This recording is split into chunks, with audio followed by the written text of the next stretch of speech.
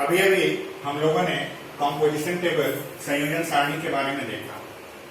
Composition table बनने के बाद, संयोजन सारणी बनने के बाद हम कुछ बेसिक से ऑपरेशंस होते हैं, कुछ जरूरी छोटी छोटी चीजें होती है जिसको ध्यान में रखना है। कोई भी कॉम्पोजिशन टेबल बनाने के बाद हम इन 4 पॉइंट्स के बारे में उसके ऊपर चर्चा करते हैं। कॉम्पोजिशन टेबल संयोजन सारणी बनने के बाद उस कॉम्पोजिशन टेबल, उस संयोजन सारणी के ऊपर हम इन 4 पॉइंट्स को लेकर बात करेंगे। सबसे पहले जो भी हमारा कॉम्पोजिशन टेबल, जो भी हमारा संयोजन सारणी बना है, ये संयोजन सारणी अपने आप में बाइनरी ऑपरेशन को रिप्रेजेंट करता है, एक द्विआधारी संक्रिया को रिप्रेजेंट करता है, प्रदर्शित करता है कि नहीं करता है, इसके बारे में सबसे पहले कोई भी कॉम्पोजिशन टेबल बनने के बाद ये जो सिंबल यूज हुआ था, इसी सिंबल को ध्यान में रखते हुए हमने इस टेबल को फिल किया था। यहां पर जो ये सिंबल यूज हुआ है, इसी सिंबल को ध्यान में रखते हुए हमने इस पूरे टेबल को फिल किया है। अब हमें ये बताना है कि ये सिंबल इस सेट के ऊपर बाइनरी है कि नहीं। ये जो सिंबल है वो इस सेट के ऊपर बाइनरी है कि नहीं है, बताना बहुत ही आसान है। ध्यान दीजिए, जो आपका ओरिजिनल टेबल है, जो आपका ओरिजिनल टेबल है, वो ओरिजिनल टेबल सिर्फ इतना है।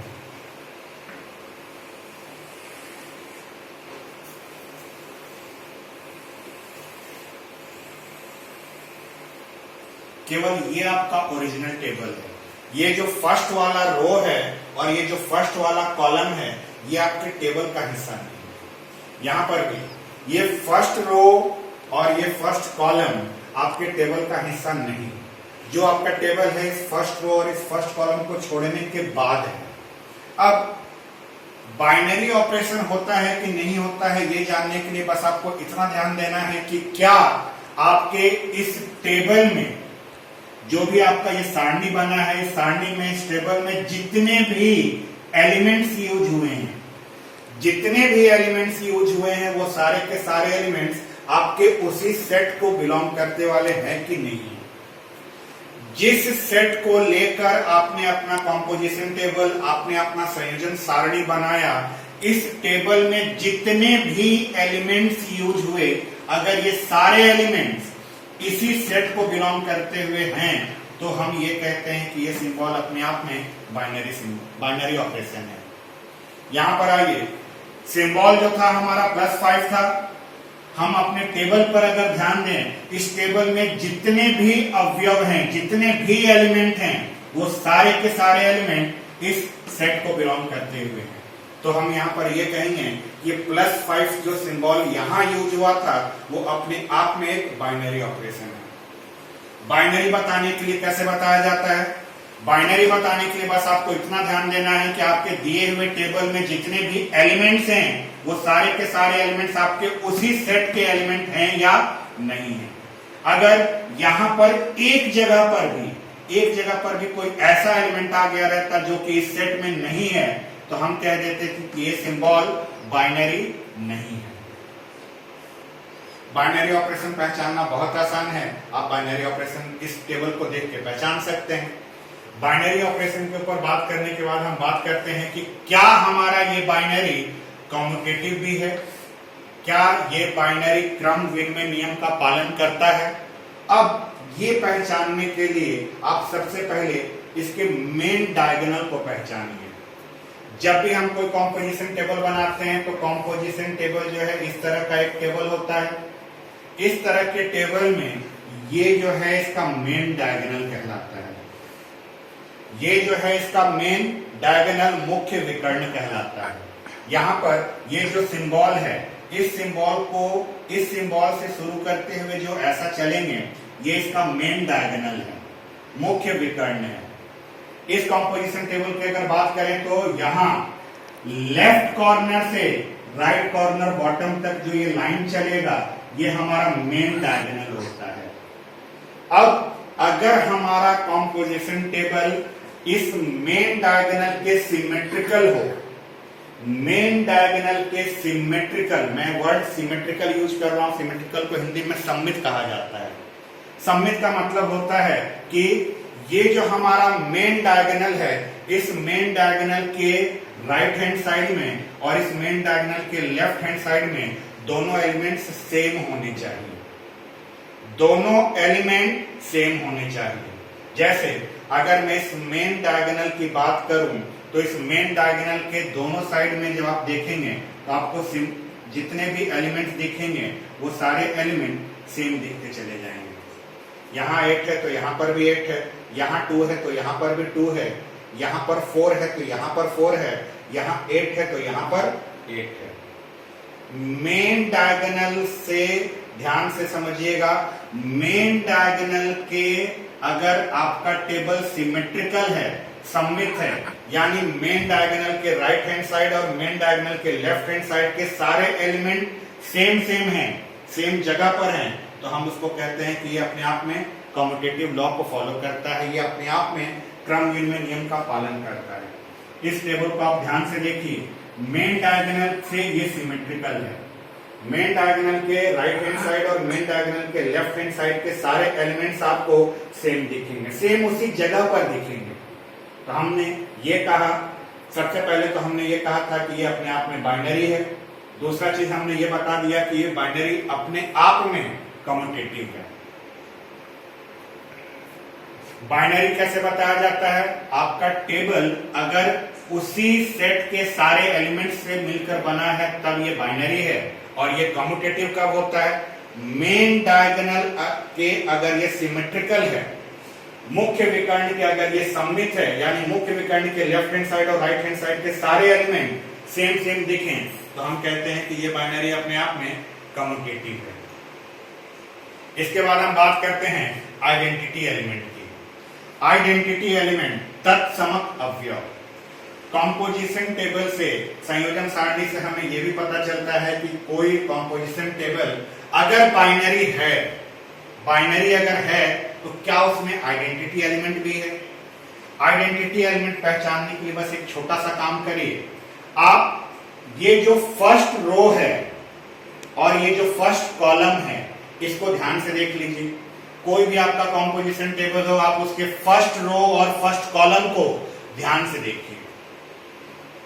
इस फर्स्ट रो और फर्स्ट कॉलम को देखने के बाद आप इस पूरे टेबल में ध्यान दीजिए। मैं जब टेबल की बात करता हूं तो टेबल हमारा सिर्फ इतना होता है। ये फर्स्ट रो और ये फर्स्ट कॉलम इस टेबल का हिस्सा नहीं होते। हम लोग टेबल जो है बनाते समय सबसे पहले ये और ये लिख चुके थे, बाद में इन सबको हमने भरना शुरू किया था। जिसे हम भर रहे थे वो हमारा टेबल होता है। आपका ये फर्स्ट रो और ये फर्स्ट कॉलम जो एलिमेंट लिखा हुआ है, आप इस टेबल में ढूंढिए वही चीज कब रिपीट हुआ है, वही चीज कब रिपीट हुआ है। 2 4 6 8, देखिए यहां पर आपको 2 4 6 8 नजर आया। ये रो जो है ये इस फर्स्ट रो से मैच कर रहा है, ठीक। अब ये फर्स्ट कॉलम जो है, इस फर्स्ट कॉलम का मैचिंग ढूंढिए कहां पर है। 2 4 6 8 ढूंढिएगा तो आपको यहां मिलेगा 2 4 6 8। ये 2 4 6 8 यानी ये वाला नहीं, ये इससे मैच किया, और ये जो 2 4 6 8 हमारा फर्स्ट रो में था, ये यहां पर मैचिंग आया। फर्स्ट रो का मैचिंग ढूंढिए, फर्स्ट कॉलम का मैचिंग ढूंढिए, आपको कहीं ना कहीं मिलेगा, और मिलेगा उन दोनों का जो इंटरसेक्शन पॉइंट होगा, उन दोनों का जो प्रतिच्छेद बिंदु होगा। फर्स्ट रो का यहां मिला था और फर्स्ट कॉलम का यहां मिला, दोनों का इंटरसेक्शन पॉइंट ये। तो हम ये कहेंगे कि इस कंपोजिशन टेबल के लिए ये 6 जो है वो इसका आइडेंटिटी एलिमेंट है। इस कंपोजिशन टेबल के लिए 6 जो है इसका आइडेंटिटी एलिमेंट है, तत्समक अवयव है। तत्समक अवयव कैसे पहचाना गया? जो आपका फर्स्ट रो है उस फर्स्ट रो में जो एलिमेंट जैसा लिखा है वही चीज आप अपने टेबल में ढूंढिए कहां पर आपको मिलता है। जैसे आप 0 1 2 3 4 लिखा है, यहां देखिए 0 1 2 3 4, यानी ये जो आपका टेबल दिख रहा है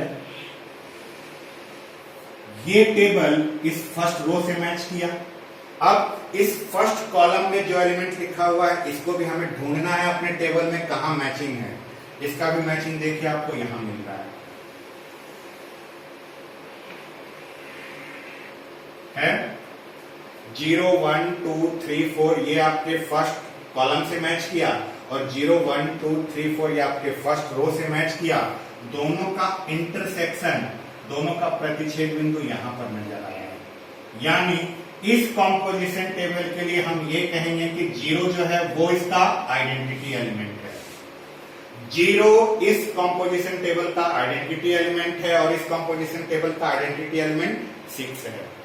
इसके बाद आइडेंटिटी एलिमेंट तत्समक अवयव पहचानने के बाद हम बात करते हैं इसके इनवर्स एलिमेंट की। क्योंकि इनवर्स एलिमेंट प्रतिलोम अवयव हर एक एलिमेंट का अलग अलग होता है। बस हमको कॉम्पोजिशन टेबल से यही पता चल सकता है कि हम उसका इनवर्स एलिमेंट निकाल सकते हैं या नहीं निकाल सकते। आपका आइडेंटिटी एलिमेंट जो भी है, हर एक कॉम्पोजिशन टेबल के लिए अलग अलग आइडेंटिटी एलिमेंट हो सकते हैं। जो भी आपका तत्समक अवयव है आइडेंटिटी एलिमेंट है, अगर ये आइडेंटिटी एलिमेंट हर एक रो में और हर एक कॉलम में मौजूद होगा, जैसे यहां पर का आइडेंटिटी एलिमेंट 6 है, ये 6 हर एक रो में है, यहां पर भी 6, यहां पर भी है 6, इसमें बात करें तो यहां पर है, इसमें बात करें तो यहां पर है। इस कॉलम की बात करें तो इसमें भी 6 है, इस कॉलम की बात करें तो इसमें भी 6 है, इस कॉलम की बात करें तो इसमें भी 6 है और इस कॉलम की बात करें तो इसमें भी 6 है। यानी अगर आपका आइडेंटिटी एलिमेंट तत्समक अवयव हर एक रो में और हर एक कॉलम में मौजूद रहे तो हम ये कहते हैं कि इसके हर एक अवयव का, हर एक एलिमेंट का हम इनवर्स एलिमेंट फाइंड आउट कर सकते हैं। इस कॉम्पोजिशन टेबल में अगर हम बात करें तो इसमें आइडेंटिटी एलिमेंट 0 निकला था। अब ये 0 हर रो में आपको कहीं ना कहीं पर मिलेगा, सभी रो में आपको 0 दिख रहा है। यही 0 हर एक कॉलम में भी देखिए कहीं ना कहीं पर आपको एक बार मिलेगा। अगर ऐसा है तो हम ये कहेंगे कि इस कॉम्पोजिशन टेबल के हर एक एलिमेंट का हम इनवर्स एलिमेंट निकाल सकते हैं। तो किसी भी कॉम्पोजिशन टेबल पे कॉम्पोजिशन टेबल बनाने के बाद हम उस कॉम्पोजिशन टेबल में 4 पॉइंट्स के बारे में बात कर सकते हैं कि अपने आप में वो कॉम्पोजिशन टेबल बाइनरी ऑपरेशन है या नहीं है, बाइनरी अगर है तो वो कॉम्यूटेटिव है या नहीं है, कॉम्यूटेटिव है आइडेंटिटी एलिमेंट हम कैसे निकालते हैं और इनवर्स एलिमेंट के बारे में हम कैसे बात करते हैं।